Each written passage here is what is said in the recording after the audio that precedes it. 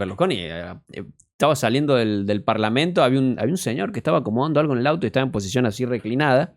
Y Berlusconi fue y le hizo... No, bueno, a vos te gusta lo mersa, digamos. Es buenísimo. Me gusta lo mersa directamente. No, es que a vos sabés qué te pasa. Vos sos medio... No, pero Vos acusás a todo el mundo de snob, pero vos sos snob. Pues no, man, pero ¿qué es eso? Ese humor que tiene, esa sinceridad, ¿Cuál es la era gracia? porque era un tipo sencillo. Él ganaba 3.000 millones de dólares, pero le hablaba a la gente con lo que quería. Cuando habló con los hinchas del Nápoles, que le estaban, Silvio, no sé qué cosa, no sé qué cosa. Y se quedaron hablando con él y dice, bueno, discúlpenme un ratito porque se me acaba el tiempo, me tengo que ir de puta.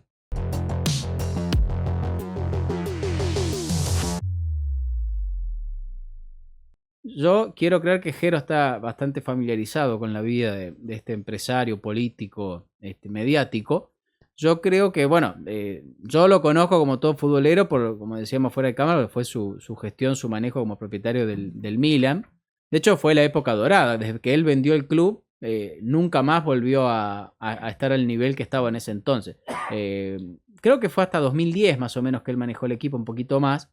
Y era el equipo que todos querían tener en la camiseta, que todos se compraban la camiseta. El PSG del momento. No tan así, pero era más como el Barcelona, el Milan de ese momento, el Inter.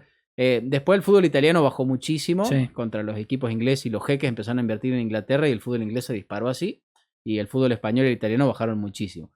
Pero en ese entonces el Milan era como el Real Madrid, el Barcelona, el City, era el equipo del momento. Jugaba Ibrahimovic, Ronaldinho, bueno, grandes jugadores. Beckham en la última etapa. Y después no sé por qué este señor vendió el equipo y después... El histórico... Inzaghi. Maldini. Maldini, Costa Curta, sí, equipazos. Y bueno, como político también tuvo una faceta, que es lo que vamos a estar analizando ahora, también fue empresario. Pero bueno, Jero, contanos un poco. Obviamente no se puede hablar mal de los muertos, pero tampoco vamos a idolatrar. No, porque arranquemos con eso. Silvio Berlusconi no es un santo laico. Pero viste que cuando alguien fallece, todo el mundo, siempre surge la necrofilia. La muerte maquilla el recuerdo. Murió Néstor Kirchner, no me acuerdo, Clarín hizo una tapa de luto. Sí. Los 15 minutos le estaban pateando la puerta del diario a 300 inspectores de AFIP para reventarlo. Pero bueno. Incluso uno siempre en la vida tiene, hay que ser respetuoso. O si te gusta la historia o algo, siempre tenés algún tipo de ídolo, de santo laico. Berlusconi no es un santo laico porque él en realidad su aporte y su carrera política la hizo, incluso con resultados buenos, te diré un 90% de pragmatismo y realpolitik y un 10% de ideología.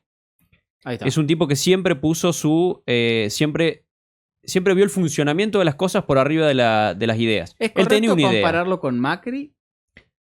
Yo diría que no, porque para mí sería como una imitación un poco menos eficiente. Ok. Ni el carisma. Berlusconi era un tipo gracioso. No, me refiero a un empresario sin un partido político tradicional, con poca ideología clara. Sí, pero me parece que las empresas de Berlusconi las fundó él, la empezó él, no heredó. Sí, bueno, no, pero a ver. Él empieza con su inicio, creo que son inmobiliarios. Él incluso hasta en su documental él admite que en la década del 70 en Italia, y eso se puede ver en libros de historia italiana, que en la década del 70 era muy difícil avanzar. Estaba tan burocratizado con unos grandes problemas que tenía la economía italiana que era muy difícil crecer si no había una cometa por detrás. Y él lo admite hasta en su documental en Netflix. Sí, lo hice porque si no, dice, pregúntale díganme algún empresario que no haya crecido en la década del 70 sin una cometa. Claro. Bueno, lo mismo le dijo Jorge Macri a Neustad en una entrevista a finales de los 80. Ah, mira, no sabía eso.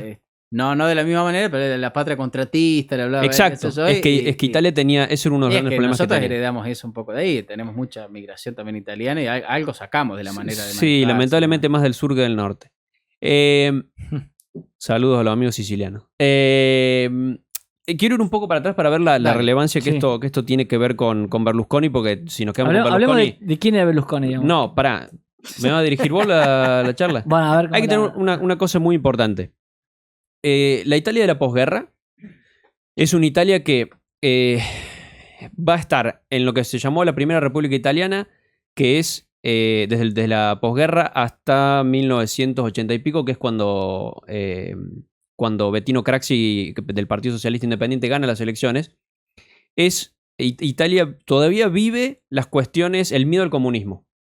Hay un apoyo total de la gente, incluso gente de que no era cristiana, etcétera, de un apoyo a la democracia cristiana, con su figura principal y uno de los padres de Europa, que es Alcide de Gasperi. Y es una Italia que logra un gran crecimiento económico, lo que se llamó el Miracolo Italiano, de un crecimiento increíble, pero increíble. Vos ves los niveles de vida, la producción industrial, etcétera, en la década del 60 y fue impresionante. Entre otras cosas, porque Italia fue uno de los países menos afectados en la Segunda Guerra Mundial. No hubo grandes bombardeos a zonas industriales, etcétera. Tenía una clase industrial muy importante y muchísima cantidad de pequeñas empresas familiares medianas que te venden hoy por hoy los creadores del gran Made in Italy, que tiene ese prestigio de lo hecho artesanalmente, de buena calidad, hecho por el italiano, que siempre tiene ese toque de distinción, que hasta el día de hoy es... Hoy por ejemplo, el Made in Italy es la marca de origen. Marca de origen, ya saben lo que es, ¿no? Bueno, es la más plagiada del mundo. Ajá. Sobre todo por chinos, turcos, etc. Bueno. En la década del 70 lo que sucede es lo mismo que sucede en Europa con el Mayo francés, a finales de los 60, con muchos italianos que habían accedido rápidamente a la educación, a la sanidad, a un crecimiento económico muy rápido, etc. Y esto pasa siempre. Mientras más aumenta tu nivel de vida, tu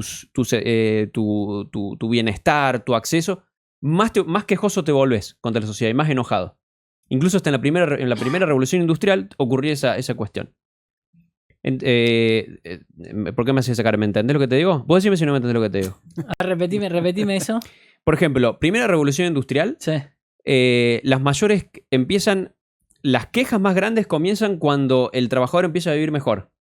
No empiezan a pedir más ingresos, sino quiero el domingo libre, quiero comer con mi familia. Es como la pirámide de Maslow. Siempre ocurre. Mientras más... Mirá, estamos hablando de Italia. Italia, por ejemplo, los chicos estos que acompañaron al Mayo francés, que Italia creo que fue el segundo país con mayor repercusión del Mayo francés. Francia tiene una gran influencia cultural en Italia. Y los hijos de padres que eran campesinos y ahora eran doctores en filosofía o cosas así, se plegaron a esta revolución. Entonces comienzan los grandes problemas en Italia, comienza este desorden y un gran crecimiento y sesiones que se le dan a los sindicatos. Empiezan a crecer los sindicatos. Algo que era muy débil en Italia empiezan a crecer. Entonces, ¿qué pasa? Sube la mano de obra. Entonces empiezan a estancar las empresas. Empieza a haber descontento social, la izquierda se empieza a radicalizar más y nace, por ejemplo, se me olvidó el nombre de la Brigada Rosa. Bien. Que sería la Brigada Roja, que fue, entre otras agrupaciones terroristas, primero empezó ataques privados, así sabotaje, y después empiezan a asesinar personas. Incluso hubo un líder de la democracia cristiana que lo terminan, fue muy parecido a lo de Aramburu, solamente que lo tuvieron un mes encerrado, lo terminaron matando y lo tiraron al frente del partido democristiano. Entonces ahí empieza nuevamente en Italia a surgir cosas que el consumismo parecía haber unificado. Ahora esto es que estamos bien, siempre pasa, piensen un poco en la historia, siempre pasa lo mismo. Primero nos llenamos el buche, decimos que bien, que estamos todos, nos llevamos todos bien, y cuando tenemos el buche lleno nos empezamos a mirar de reojo, enojados, empezamos a buscarle problemas a las cosas. O surgen los problemas, siempre termina ocurriendo. Fíjate los problemas de las clases altas, digamos, y las cosas que plantean y te das cuenta, digamos, exacto. Cómo te repercute. Exacto. Incluso sin haber cambiado de estatus social, si ya naciste. Aparte de la revolución, el Mayo francés es un poco eso también, el descontento de los jóvenes hacia la rebeldía, hacia los padres y hacia el, exacto, es mejor, el sinsentido. La frase es mejor morir de aburrimiento que de hambre. Sí. Eso que fue marca de la revolución francesa, eso marca. Nunca los italianos habían tenido un acceso encima de para los italianos fue el más grande de toda la revolución educativa en Occidente. Porque no era mi abuelo había llegado a la secundaria, que era mi abuelo fue campesino, mi papá fue campesino y yo soy doctor. Entonces, acá viene todo un gran malestar, empiezan respuestas de grupos neofascistas, entonces había una Italia que se volvía a no encontrarse en sí. El norte estaba harto de seguir subsidiando al sur, cada vez eran más las diferencias. Empieza el gran estancamiento de la década del 70, porque Italia también es un país que vivía en gran parte de un petróleo importado, por más que la marca HIP maneja, son quienes los mayores explotadores de gas de Argelia, etc. Bueno, la cuestión es que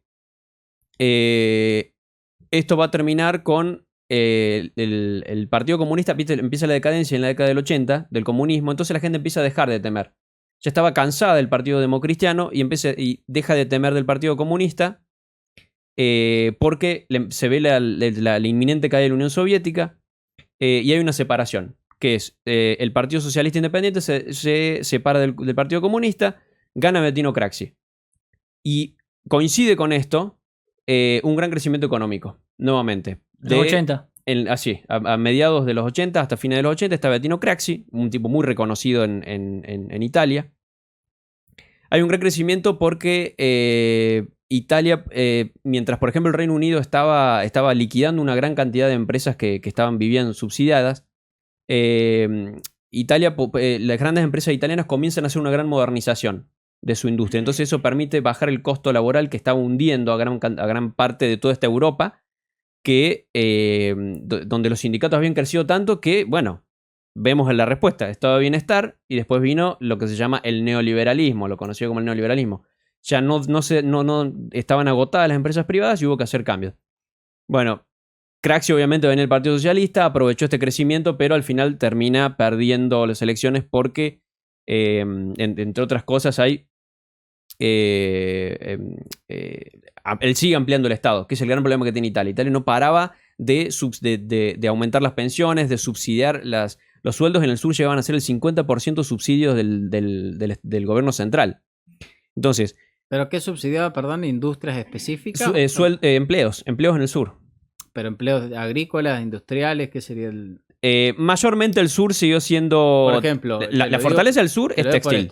Acá en Argentina, antes de la industrialización del conurbano y demás, los distintos gobiernos intentaron subsidiar la industria del azúcar en Tucumán, por ejemplo, para que la población no migre toda hacia Buenos Aires. Exacto. Bueno, ponemos plata con tal de que se queden trabajando ahí. O, bueno, en Jujuy también la industria del azúcar.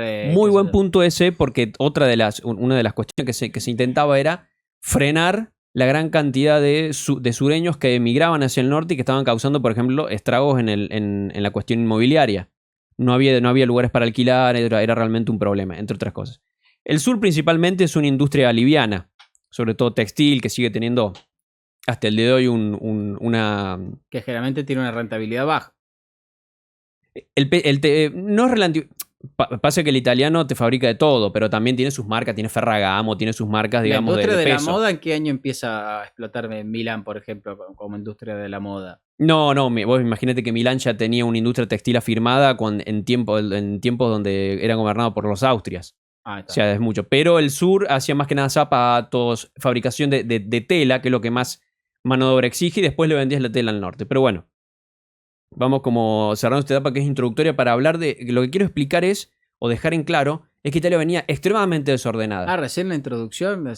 Y claro, porque Italia... es que esto es lo importante de Berlusconi. Italia venía extremadamente desordenada, con discusiones que eran del pasado, si volvemos al fascismo, pero la democracia tampoco no funcionó.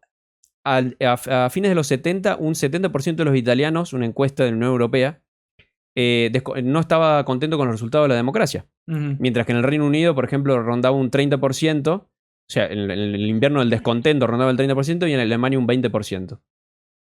Entonces esto es muy importante, los choques contra la iglesia, la ley de divorcio, todas estas cuestiones. Había una Italia sumamente dividida y que estaba harta de los políticos corruptos, etc.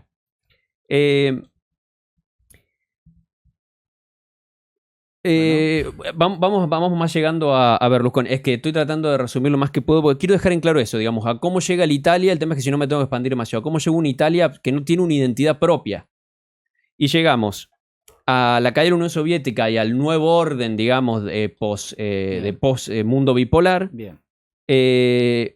Con, el partido de Craxi va a gobernar hasta el 92, cuando surge la Tangentopoli, que fue el gran escándalo de inmensas cantidades de sobornos en alcaldías, etcétera, hechos por el Partido Socialista Independiente. Y un año después cae también preso Bettino Craxi, o sea, el que era el líder del Partido Socialista Independiente. El 93 más o menos, 93. Exacto. Entonces eso genera en la sociedad italiana, dicen, no, bueno, ya está. Estos tipos son el pasado, se nos vienen a hablar de idealismos del pasado. No funcionan los cristianos, no funcionan los socialistas. Ahí aparece un hombre carismático que tenía era reconocido, tenía la buena fama por su manejo ya del inmobiliario, había pasado a Mediaset, a los medios. Y un outsider, digamos, que no había estado en política. Y que encima comenzaba ya a tener éxitos con el Milan, y él utilizaba la retórica del fútbol mucho en sus comienzos para tratar de unificar a Italia. Él va a ganar en el 92, y fíjate cuál es esta confusión que vive Italia. En el 92, la Lega Nord, que no es lo mismo que la Lega de hoy, que buscaba realmente prácticamente un separatismo del norte y buscar un Estado federal, saca el 9%. La Alianza Nazionale saca el 13,4%. La Alianza Nazionale es una versión rancia, en serio, de lo que después son los herederos, el actual Fratelli d'Italia. Rancia le decís que... Rancio, de que derecha, ellos sí tenían digamos, tenían una reivindicación fascista fuerte. Ajá. Entonces vos ves, te das dando cuenta por estos resultados, Mussolinista. lo quebrado que estaba Italia. No había un rumbo, no había nada que unifique, solamente el fútbol unificaba. Bueno, Berlusconi llega con un mensaje de basta de todo, de los discursos, vamos a hacer pali pali, vamos haciendo y diciendo, y va con su famoso Il Secondo Miracolo, el segundo milagro italiano. Uh-huh. No lo llegó a hacer, y era un hombre de práctica. Él gana en el 92, y en el 94 ya hace su medida más fuerte, que es el recorte de las pensiones. Y Umberto Bossi, que era el líder de la Lega Nord, le quita su apoyo porque hubo una gran cantidad, una movilización de gente muy grande, tuvo mucho repudio, pero él quería hacer lo que había que hacer porque Italia hasta el día de hoy tiene un presupuesto que excede sobremanera, tiene un déficit público formidable, una de las mayores deudas del mundo, que obviamente está apalancado porque tiene una industria todavía muy fuerte, muy solicitada al mundo, muy prestigiosa. El Made in Italy creo que es la tercera, cuarta marca de origen más prestigiosa del mundo. Entonces, él renuncia porque él apenas le quita el apoyo a Umberto Bossi, él dice, listo, ni me interesa seguir acá, pero continúa en la política en la trastienda. Y en el 2001, él va a formar la Casa de la Libertad, que funciona del 2005 al 2006, que esto es lo importante de Berlusconi, que él buscaba unificar a la derecha, Uh-huh. que ya lo hizo, ¿no? Porque me olvidé de decir que cuando él gana, no, lo dije, él cuando gana está entre ellos la Lega y la Alianza Nazionale. Digamos, muy parecido a la alianza de centro-derecha actual. Solamente que él chocó muchísimo con Bossi, porque Bossi era un tipo con un idealismo del pasado. Y Berlusconi quería hacer las cosas rápido. Cosa que no le sucedió con gente que se ha logrado adaptar a los tiempos, como es Matteo Salvini o Giorgia Meloni, que son podrían ser sus paralelos con estos dos partidos. Uh-huh. Él va a gobernar desde el 2005. Él se presenta en el 2005, gana las elecciones, en 2006 vuelve. Italia es un desastre. Si no es el más, bueno, en Italia, en Europa sí, fue el país que más gobiernos tuvo. Por eso justamente... ¿Cómo no entiendo? ¿Qué más que dije? Que más gobiernos tuvo. Sí. Claro, porque gana las elecciones por muy poco, porque se presentaban, tenía el récord. O sea, no en la década del gobierno. 80 tenía el récord de la cantidad de partidos que había por asamblea. Ah. O sea, es sumamente fragmentario. Y eso habla de la fragmentación que tenía cultural, social, etcétera, Italia. Él gana en el 2005-2006, intenta que se lleve a cabo una reforma presidencialista. Porque si Italia, si no se maneja... Italia se la creó de forma ideal con este sistema presidencialista. Pasa que Italia era monárquica, tenía un rey, y ese rey, que realmente tenía un respeto y fungía de jefe de Estado, pasa a ser el presidente de Italia, lo que sería estrictamente presidente de Italia. Claro, no primer ministro. Claro, no primer ministro. Entonces, ese presidente siempre tenían influencias, porque venían de la política. Entonces no funcionaba. Italia necesitaba un gobierno, ya que no tenía más rey, un gobierno presidencialista. Bueno, no lo logró, renuncia en el 2006. Pero en el 2008 vuelve, cuando renuncia Romano Prodi, que es el tipo que más está en el gobierno desde Mussolini. Importante este dato que me estoy olvidando. El PSI, Partido Socialista Independiente, que es escindido del Partido Comunista Italiano, Uh-huh. es el actual Partido Demócrata. Porque pasó a llamarse después Partido Demócrata Italiano Socialista, bla, bla. Hoy es PD, nada más. Y ahí viene esa gente, ¿no? Para que tengamos en cuenta de dónde vienen todos los que se dicen demócratas y toda esa gilada. Renuncia a Romano Prodi, asume Berlusconi hasta el 2011. En esta gestión, que es la más importante de Berlusconi, él sí logra hacer un par de reformas, logra privatizaciones, logra achicar la burocracia, lograr desregulación, y en Italia llegan muchas inversiones. Y hay un crecimiento muy importante que lamentablemente, imagínate que el 2008 y el 2011 uno no se puede ver tanto, pero sienta las bases que después uno ve el crecimiento del PBI, que va a lograr una continuación hasta que después vuelva a caer cuando vuelven los demócratas. Y volver con los estados grandes, etc. Che, dice, está al revés la bandera de Italia. Problema. ¿Sabes qué? Bueno, loco, llegué a los -5, no me hinchan los pelos. O la ven al... No, tiene razón. No, tiene razón, está como la de Irlanda. Bueno, mala mía. Encima con Irlanda, o lo que horror. Bueno. Tiene razón. Acá lo importante es que Berlusconi, en esta gestión, bueno, digo, es el crecimiento económico, logra aplicar lo que él pensaba, pero tampoco es un idealista puro, ¿no? Voy a dar un ejemplo. Alitalia iba a ser comprada por Air France. Iba a ser comprada por Air France. Él bloquea eso, que fue muy criticado por... O sea, la aerolínea italiana, digamos. La aerolínea de bandera italiana iba a ser comprada por Air France. Sigue existiendo todavía. Uh-huh. ¿Qué pasa? Berlusconi, lo que hace es... fuerte fallo. Lo que hace es bloquea, y fue muy criticado por sus pares liberales. Él bloquea esta compra y dice: no, esta privatización se va a hacer, pero con capitales italianos. Entonces es privatizada, pero todos con capitales italianos. O sea, era un tipo que nunca fue purista. Claro. Ni siquiera en la forma de enriquecerse, nada, etc.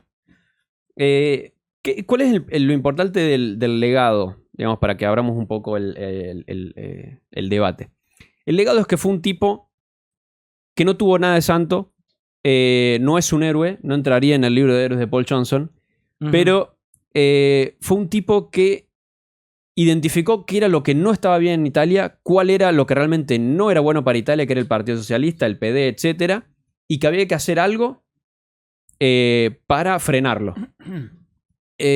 Logró unificar esas fuerzas, que eran fuerzas marginales, porque además de esa principio de los 90, que es una Italia muy desintegrada, además de nuevo en recesión, él logra reunificar estas fuerzas que eran marginales y lograr un bloque fuerte, lo que es la alianza de centro-destra.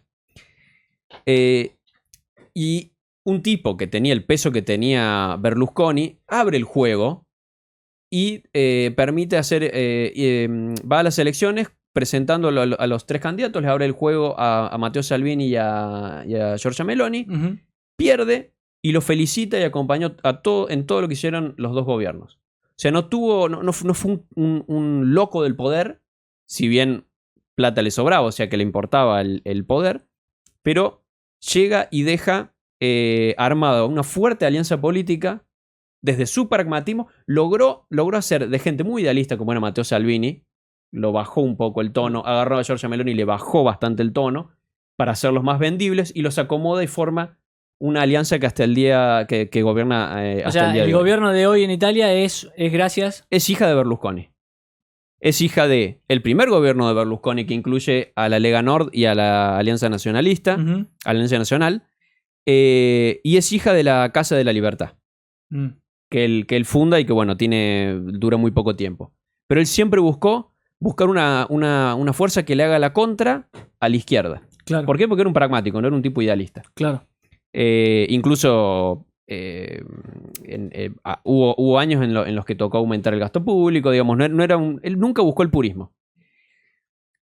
Tapaba todas esas cuestiones siendo un tipo sincero, muy carismático y manejando, además que tenía sus canales propios, sus medios propios de difusión, tenía la RAI a su disposición, que era el canal estatal. Claro. Y era un tipo sumamente gracioso, carismático como ninguno. Medio menemista en ese sentido, ¿no? pero hasta medio, que era un tipo muy gracioso, lo deja muy atrás. No, aparte farandulero, mujeriego. Hacía chistes con eso. Bueno, los chicos los dejo porque... Tuvo sus escándalos en función de escándalos eso. con eso, que supuesta fiesta donde había menores. Igual tuvo una condena ahí medio rara. Igual que el tema... le bajaron. Él dijo toda la vida que él participaba de la fiesta, incluso él se la llamaban la fiesta Bunga Bunga. Sí, la bunga bunga. Pero él las vendía como cenas elegantes, ¿no? Sí, Que Bunga Bunga se acusó de que eran era orgías. después le explica que es una leyenda libia y que por ahí viene, era un chiste, una leyenda media libia, y él lo pone el nombre, y él supuestamente era fiesta, pero él aclaraba, él sabía, toda su vida aclaró y fue... Si algo generó tanto cariño como animadversión contra Berlusconi fue un tipo siempre sincero.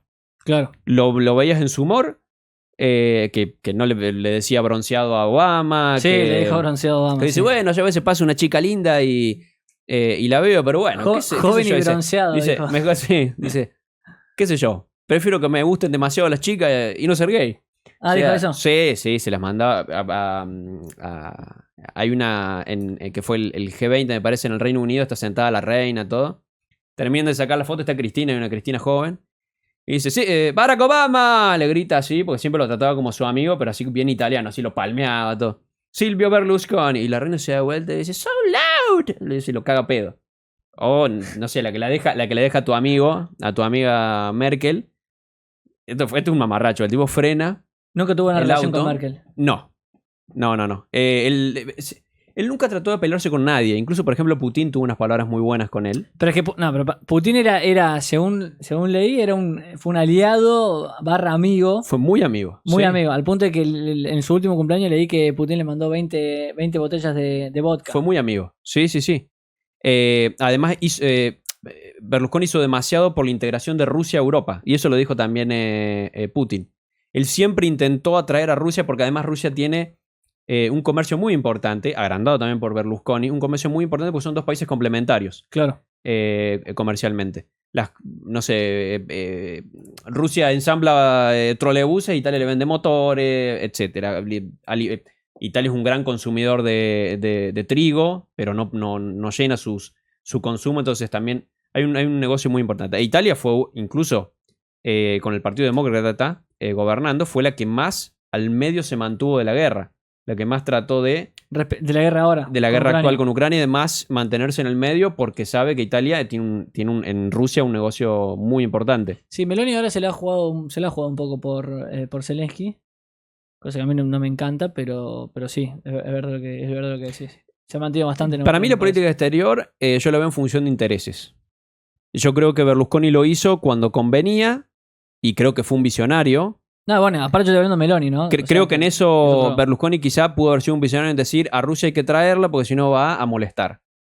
Meloni creo que quizás sea inteligente, lo va a decir el futuro esto, si es inteligente o no, porque llega un punto que no puedes pelearte o sea, tenés que medir con qué amigos te vas a pelear en política diplomática.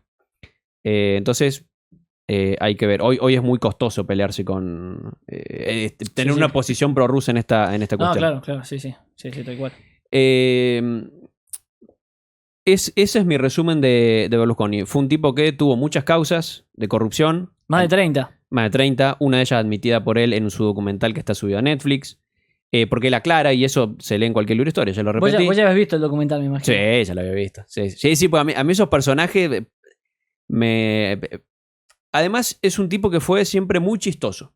Los políticos que son muy chistosos han tendido a ser muy sinceros. Por eso querés votar a juez vos. Exacto. Desastre. Churchill era muy chistoso y a veces molestaban sus chistes, pero era un tipo sincero en eso. No es mi ídolo, pero Boris Johnson era un tipo muy gracioso. Para mí Néstor Kirchner también se la pasaba haciendo chistes. No. Estamos hablando de buenos humoristas como Boris, como Berlusconi. Berlusconi estaba saliendo del parlamento, había un señor que estaba acomodando algo en el auto y estaba en posición así reclinada. Y Berlusconi fue y le hizo... No, bueno, a vos te gusta lo Mersa, digamos. Es buenísimo. Me gusta lo Mersa directamente. No, es que a vos sabés qué te pasa. Vos sos medio... No, pero ¿qué? Vos acusás a todo el mundo de snob, pero vos sos snob. Pues no, man, pero ¿qué es eso? Ese humor que tiene, esa sinceridad, ¿Cuál es la era gracia? porque era un tipo sencillo. Él ganaba 3.000 millones de dólares, pero le hablaba a la gente como lo que quería. Cuando habló con los hinchas del Nápoles, que le estaban, Silvio, no sé qué cosa. Y se quedaron hablando con él y dice, bueno, discúlpeme un ratito porque se me acaba el tiempo, me tengo que ir de puta. A mí, ¿sabes qué me parece sincero? Trump me parece sincero en ese sentido.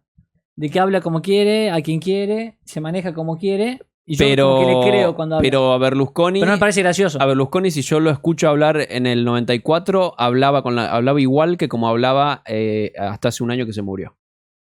Trump habría que ver su récord de su archivo si hablaba igual en materia política de lo mismo que decía antes y ahora. Y eso que, No, yo creo que Berlusconi fue amigo de Putin, fue tanto amigo de Putin, de Bush, de Barack Obama. Habló bien dijo que Mussolini había sido un dictador benévolo. Fue muy amigo de Bettino Craxi, por ejemplo, y fue uno de sus asesores. Y Bettino Craxi era, como te decía, el Partido Socialista. Bueno, es que Berlusconi empieza en el Partido Socialista, entiendo. ¿No? Cuando estaba Craxi había leído. Pero eso. como así, pero en un nivel de asesorías. Claro, nada relevante. Porque fue como te digo, él en un 90% siempre fue pragmático. A veces los que no son santos laicos hacen las cosas como no se deben hacer, pero terminan funcionando.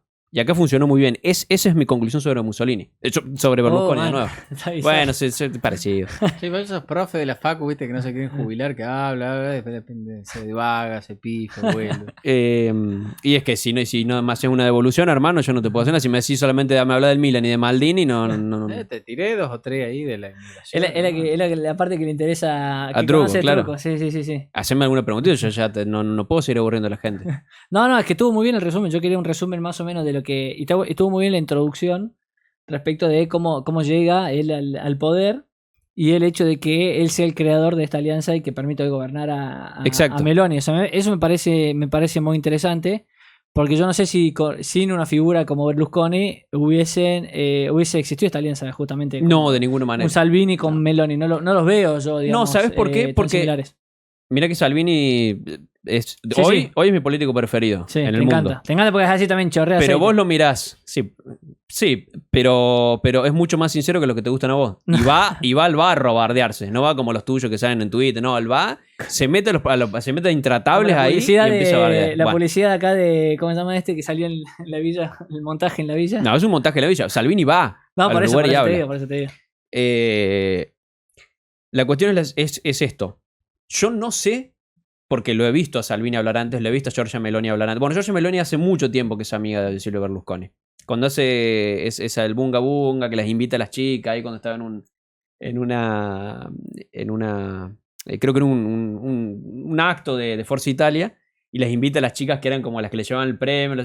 Ahora que te veo tan bonita, te quiero invitar al bunga bunga. Y hay un guaso al lado que le dice, yo también puedo ir. Vos estás bastante guapito, también venís, estás invitado. Entonces, retomando, ¿no? El punto es, yo no sé si Salvini y Meloni hubieran sido los políticos más prácticos que son hoy, que entienden que la ideología tiene que ir a la par de la realpolitik y de lo que se puede hacer o no. Claro. Sin un Silvio Berlusconi que los haya guiado. Que digamos, parte de lograr una alianza como la que lograron es eso. Es decir, bueno, tengo que ceder algunas cosas, tengo que dejar los purismos un poco de lado, o mi ideología un poco de lado, para poder conciliar una alianza política con, en este caso, bueno, Meloni con Salvini, por ejemplo. Exactamente. ¿No? O sea, es un tipo, como decís, pragmático. Pragmático en el sentido, porque a mí no me encanta, no me gusta nada la palabra pragmático, que se usa tanto, porque lo discutiendo el otro día, debatiendo nosotros dos, dijimos, y yo te dije, ¿qué es el pragmatismo? El pragmatismo es, en última instancia,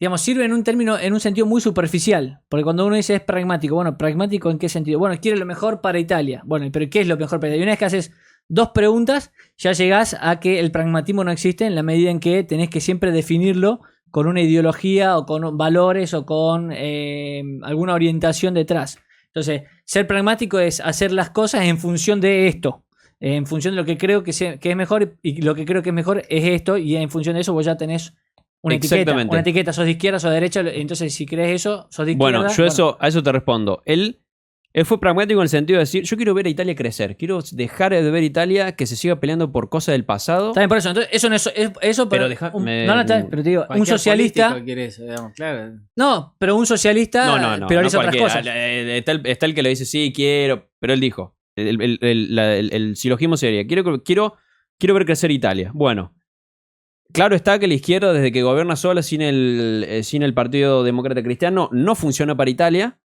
Ergo, tengo que formar una alternativa. Claro. Y otra forma de hacer política. Y ahí es donde se crea ese personaje donde se busca primero buscarse como un pragmático típico de los 90, con un segundo milagro italiano. No funcionó porque, bueno, se lo trabaron. Y yo creo que él aprendió de esa primera alianza que dijo, no puedo hacer alianzas con tipos que sean de derecha tan puristas porque no vamos a poder avanzar. Mussolinistas, digamos.